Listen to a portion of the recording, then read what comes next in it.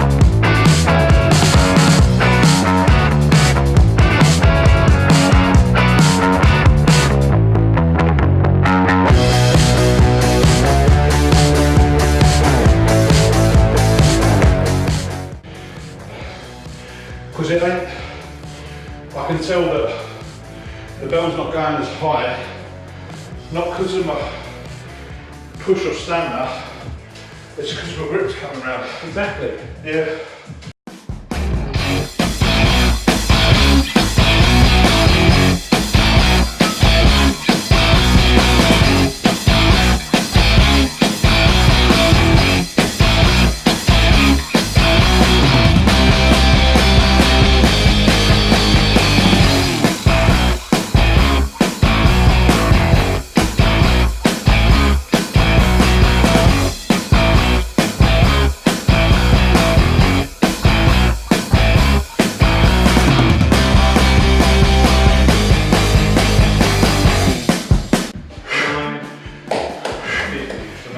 Absolutely tremendous. Look at that, 15% of the work halfway up the hill. Now we're coming down the hill. Marvellous. 8, good. 9, 100. Well done, Neil. 101, standard. Excellent. Fantastic. Really good. Well done. First good guy. Tremendous. That is called conditioning. I can remember the first time we tried to use that weight. With 2 hands, you nearly died. I've got to sit down, Richard. Fine, yeah, no, do that. First time we tried to hit 100 with 2 hands. Yeah. We nearly died, literally. I was honestly worried. I thought, Jesus, we're going to cardiac. We're going to wreck. I felt it. And just look at what we've just done now. So it's less than 4 minutes? Oh, yeah, in fact, doing the maths, we had 450. And we've got 1 minute and 4 seconds to go, so without doing the maths, I personally would be very, very happy with that time. Just over 4 minutes? Yeah. Excellent. 24 kilos is, It's a decent size as well. it's nothing compared to 32. Yes, but if we weren't working with the 32, then you'd be dying. Yeah, I wouldn't be able to do that. You would be. Absolutely. So, excellent stuff. Now the recovery process begins. Let's get you out of this environment. Brilliant session, Neil. Absolutely remarkable work. How's the pain? So, as usual, just complete rest tomorrow. Yeah. And I will call you. Honestly, I know I look like I haven't been out of the car, but, or do I? Probably. Just finished my session. Wow. It was brutal.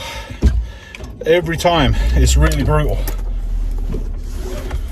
But I'm being pushed in exactly the right direction to get my old body really strong again and get myself to the RKC certification next year in 2021. I think it's next summer,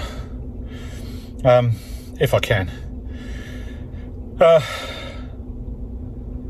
Today's session started off obviously with our warm-ups, but then we went into 5 rounds of a Turkish kettlebell get-up on each side with 20 kilos, which is my competition size or my cert size, followed by 5 double kettlebell front squats with 24 each side, and then the last piece is 10-10 one-hand swings with a 32 kilo kettlebell.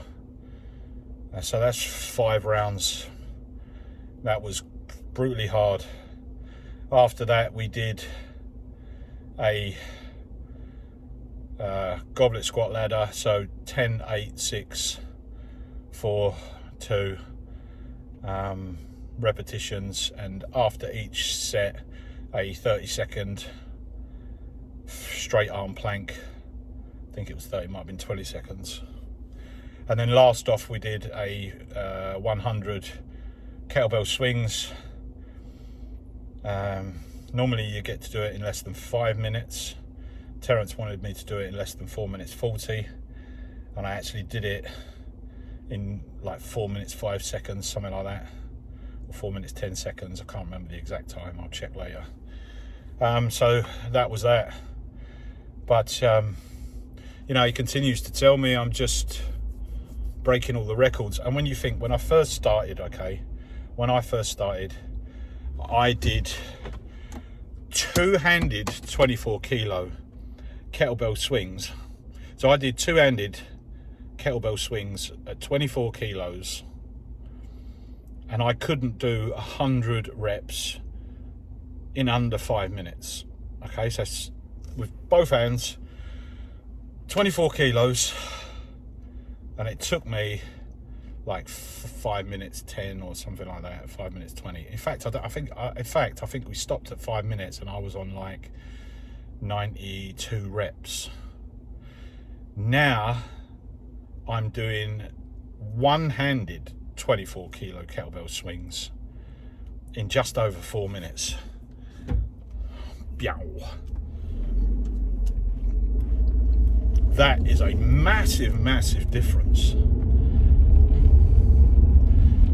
Just, you know, just going from a two-handed swing to a one-handed kettlebell swing.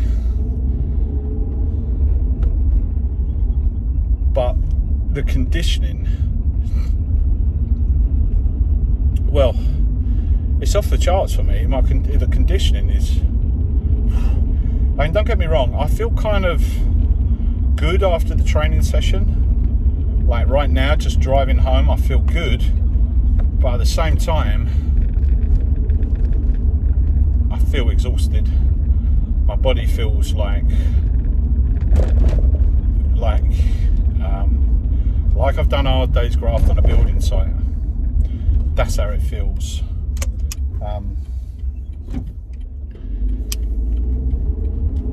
But this level in, I'm in week 7. This level in, I can go and do my training and recover for the rest of the day, and kind of go and do things and feel okay. Whereas when I first started, I was like, I couldn't do anything afterwards. Yeah. So I would train and I would be so exhausted I'd have to go home and lay down. Well, no, not lay down, but sit on the settee. It's very difficult. And it's to do a kettlebell Turkish get-up requires such strength and mobility throughout your entire body. It's unreal. Yeah, it's unreal. It will show, I really think that the Turkish get-up separates the men from the boys 100%. you know, I was talking to Terrence, my trainer, about the blokes that are in gyms, well, not just blokes, women as well. They're in gyms and they're just still doing their bicep curls and their bench presses, and for 99% of the population, it has no carryover into real world strength at all. In fact, I would say that it actually untrains your body. It unpicks the natural strength that you have to be able to move your body with power and strength. You have to remember that bodybuilding is they call it a sport, and I'm not beating up on bodybuilding, because it's amazing how people push their bodies to these levels, or their muscles, should we say, and their nervous system to different levels of kind of human strength and endurance, and you know, to show what they can do with the bodies, whether or not they're taking hormones. But it just really shows you where you can push yourself. But you know, bodybuilding is far from a normal practice for normal strength of a human being. It doesn't help you in fighting that well, although people will say it does, but it doesn't. I don't think so. It doesn't help you in dancing. It doesn't help you in martial arts. It wouldn't help you in hunting, which are your basic survival skills. You know, if you look at any SAS team, they ain't full of muscle-bound bodybuilders. They are people that have strength, endurance, power, and a good strength to weight ratio. You know, again, in bodybuilding, you do get some strength and power carryover, of course you do, but it's not the same, for example, as like an Olympic lifter, which again is another crazy sport, and it is just a sport. It's not really, it's not a normal thing to do, to, you know, chuck something up above your head, but it does have a bit of a carryover because it does develop power through the nervous system, and obviously strength through tendons, ligaments, muscles, the brain. But you see so many people, they just they have the wrong outlook on what a human being should be, because most youngsters, all of us actually, but most youngsters at their most impressionable age are just looking at, you know, the bodybuilders, these grotesque looking people with muscles just sticking out. I mean, me personally, I think it looks pretty freakish. I did admire the old style bodybuilders of Arnie Schwarzenegger, Franco Columbo, you know, Zane, Tom Platz, you know, all these people that came first, but they were kind of like, you know, the first rock and roll stars, if you like. They were people that were pushing boundaries and new things, and you know, it was new and inventive, and they were pushing the body in different directions. Nowadays, the majority of people that you see are not achieving what they're achieving without huge amounts of hormones and other things. And that's a given. Like, everybody knows that. Anybody who's worked in strength and conditioning, you know, you can tell when a man has built his natural body and strength, and you can tell when a man has used enhancement. And again, don't get me wrong, even though these guys use enhancing drugs, they have to train and eat exceptionally hard. They are very, very dedicated. And I'm not questioning their work rate, their workload, or what they do, because they enjoy it and it gives them something. Like, good for you, man. If you find that and that does something for you, it's good for you. You know, who am I to say? It just, for me personally, I don't think it has as good a carryover as they say it does. And certainly now that I'm older, I'm 55 now, I can, the guys that I know that are my age that are still trying to do bodybuilding are just broken, absolutely broken. They got no decent movement in their bodies. And the thing is, if I put this out onto YouTube, you're going to have lots of people saying, yeah, but what about so-and-so, he can move, like, I'm not going to mention names, but, so-and-so can do the splits, so-and-so, you'll always have the outliers. You'll always have people that buck the trend, You couldn't run the mile in under 4 minutes, but somebody could do it.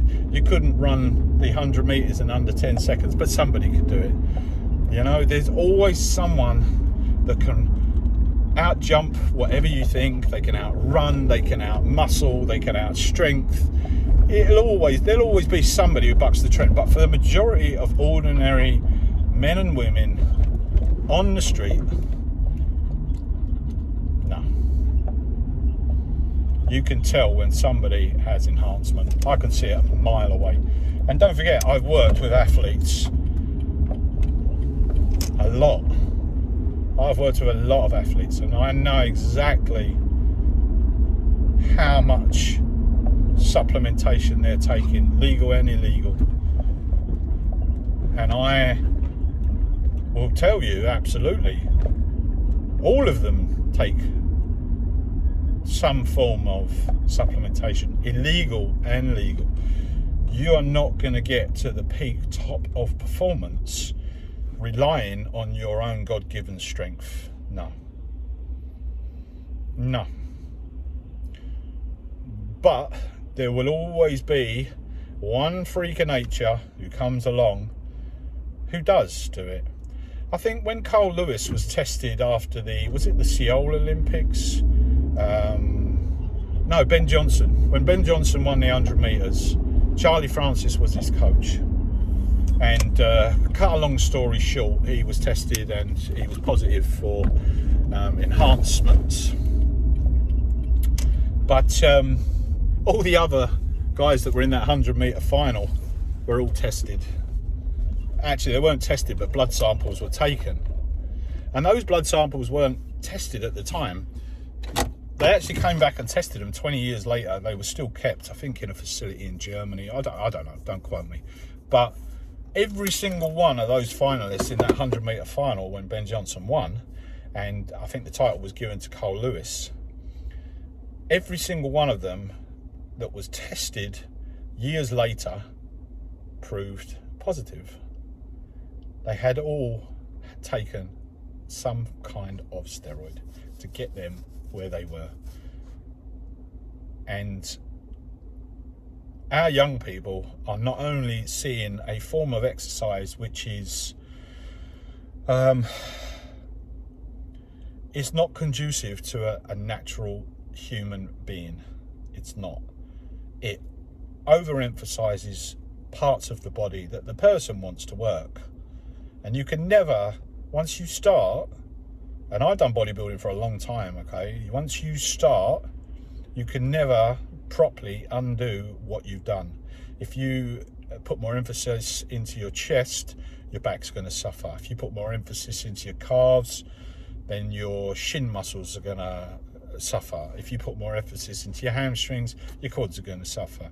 Your lower back's going to suffer. Your lats, your chest, your obliques, your transverse abdominis, all these different muscle groups. Once you start pumping up your biceps more than your triceps, you know, you go down a slippery road of never being able to unpick that, and then you get imbalance.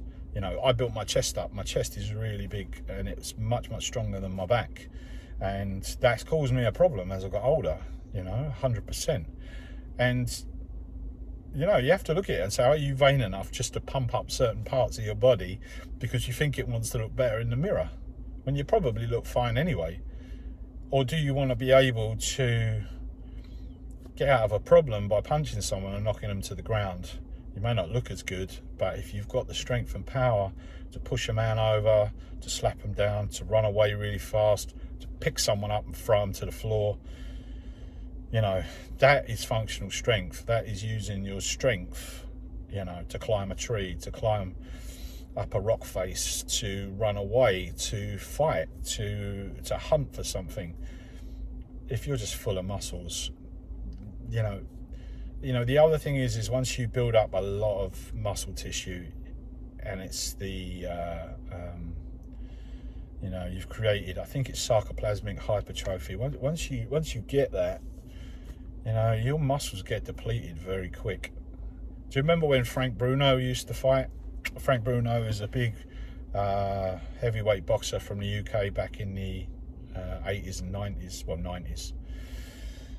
And he was huge, and he had he looked like he'd been chiseled from marble. He really did. But man, he used to get, and all the training and everything he did, but in a competition, he would just get so depleted, so tired, so quick. And it was part of his downfall, really. I absolutely love Frank, by the way. Big hero of mine growing up, he really was. Didn't know him as a man, of course, but for his work ethic and just how he come across on the media, he seemed like a really nice guy. Although a friend of mine was his postman, and he always used to tip him at Christmas. So young people today, or even people who are not, now I'm fairly well educated in anatomy, physiology. I'm a sports therapist, I'm a sports massage therapist, I'm a personal trainer, I've done strength coaching, I've done mobility coaching, I've done athletic coaching. I've worked with world champions in athletics and boxing. I was a black belt in Aikido. I did martial arts for most of my life in Kyokushinkai karate, judo, jiu-jitsu. I say Aikido, which I really excelled in. Wrestling, did some wrestling. I've done tons of things. I played American football for 10 years. I was the coach for the American football strength team in the UK. I did offensive coach, defensive coach, calisthenics coordinator. And that was back in the 80s and 90s, Done boxing. Christ, you name it, I've done it. And I've fought in competitions. I fought in British karate competitions. Just missed out on top 3. I did all right, I didn't do too bad. I wouldn't say I was anything special, to be honest, but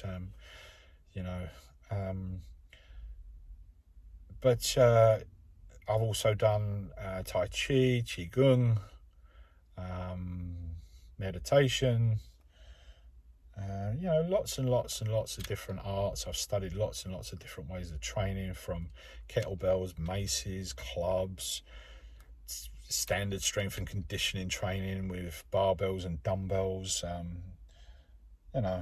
conditioning training, boxing training, karate training. Anyway, young people today, I think, are completely ignorant to how the body works and what you need to do to build a strong and integrated power system in your body. It's not what you think.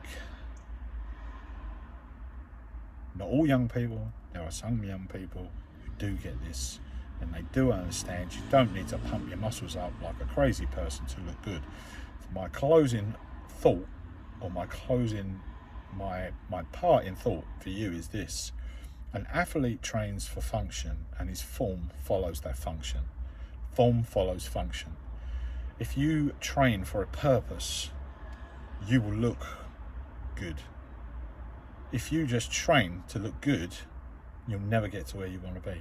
Because even the greatest bodybuilders in the world never get to where they want to be. You just get caught in this cycle of looking in the mirror and trying to almost sculpt your own body. Like, you get over it. Build a body that is very functional and strong. Be able to run faster, be able to lift more weight off the floor, be able to do more rounds in your MMA training, be able to do a one-arm pull-up, a one-leg squat, things like that. One-arm press-ups. You get that level of strength. It's going to take you through your life much, much better than trying to do some body pumping exercises. Waste of time in my opinion. The only time these things aren't a waste of time, okay, are. If you really like it, then you've got to get on it. If you have an injury and you're trying to rehab, or you're very weak and you're trying to build things back up, you need to get on it. It will help you. That's about it. Rehab, and if you like it, apart from that, do something functional. Come and do a kettlebell session or a mace session, and I tell you, you'll find it so hard, it will weed the men out from the boys, because it's so hard, you either won't want to do it again, right, or you'll be challenged and you'll not let it beat you, and you will carry on until you can excel. So my challenge is to you is, what kind of fortitude have you got that you can withstand a hard training system and carry on? Stop going to the gym and pumping your muscles up, doing back and biceps, chest and triceps. It's a waste of time, guys. Absolute waste of time. And you don't need as much protein in your body as you think either to build this muscle tissue back up. Okay? You start loading yourself up with tons of protein drinks, and all you're doing is farting and crapping all the time. It's not how the body works, guys. You need energy first and foremost. You need energy and strength, and the strength is in your nervous system and your brain, which is your nervous system. That's where everything starts from. If you can exercise those things, your nervous system, your brain, your tendons, your ligaments, your joints, that's going to take you a lot further. Stop thinking about the muscles. Form follows function. Get the function working first, your form will look really good. Okay, hope you found that useful. Leave me any messages down below if you like. Like I said, I'm not telling anybody what you should do. I'm telling you what I think you should do. It's in my opinion. Okay, I don't care if you want to run around naked throwing juggling balls up in the air. If that floats your boat and you really like that, then obviously it may work for you. Ultimately, things that you enjoy are going to work better. But sometimes you've got to do stuff you don't enjoy, and you've got to break through it and find your own sweet spot, because you might just find that the benefits that it starts to give you are worth the pain or the suffering. But you only suffer for a little while, and if you ain't suffering, then you're probably in a box under the ground. So, bye guys, like I said, leave me a message. This is kettlebell training like 101, and you know, I'm going to add some mace work in and some club work, and also some flexibility and mobility work, so I can show you how I'm trying to open my body up. Believe me, my body is broken. My body is broken. It's, you know, my knees crunch so bad you wouldn't believe it when I go down into a squat. My back feels like at any moment when I get up in the morning, it's going to go dong. My abs, when I hold a plank and squeeze, I shake like crazy because I've got no core strength there. My neck is pinched. I can't bend it backwards. I have pains in my elbows. Okay. And talking about arthritis, okay, you can reverse most arthritis, okay? You can reverse rheumatoid arthritis, but it's a different thing because it's more of a disease. But we're talking about the normal arthritis. When you go to the doctors and he says to you, yeah, you've got arthritis in your hip, you've got arthritis in your knees, in your back, you can reverse that. Your body is a system of cells that need teaching what they need to do. The only way that you teach your body what to do is to put it through some kind of force to tell it how to react. Once you start putting that back into the joints, okay, and you start working it, your body gets the message and it changes what happens. The synovial fluids and that inside will help you redevelop damaged tissues. Your body is in a constant flux. But remember this as well, if you put junk food into there, your cells are being nourished and replenished with junk. The good stuff that goes in, your body is being replenished with better food and nourishment. It's all connected, guys. It's all connected. Don't eat too much protein. Take care. Leave me a message, and we'll talk soon. See you soon. And enjoy your training, no matter what it is. Life's too short. Just enjoy it. And remember this as well. What you did when you were 10, you won't do when you're 20, you won't do when you're 30, you won't do when you're 40, you won't do 50, 60, 70. You have to change things slightly. Or if you do the same thing year in, year out, you know, good luck with that, because it gets a bit boring. But if you do the same thing, you need to vary how you do it. Variety is the spice of life. If you do the same thing forever, you won't always get the same results. You can't get the same results in a 50-year-old body as you did in a 20-year-old body. And anyone who thinks you can, again, you're only looking at the outliers. You're looking at the very, very minute percentage of people who it doesn't seem to matter to. Like I said, some people can run 100 meters in under 10 seconds. 99.999% of the population cannot and never will, no matter how hard they manage to train. Okay, take care, leave me some messages, like, share, subscribe, all that junk, yeah, if you want to. Hope you enjoy it. Take care.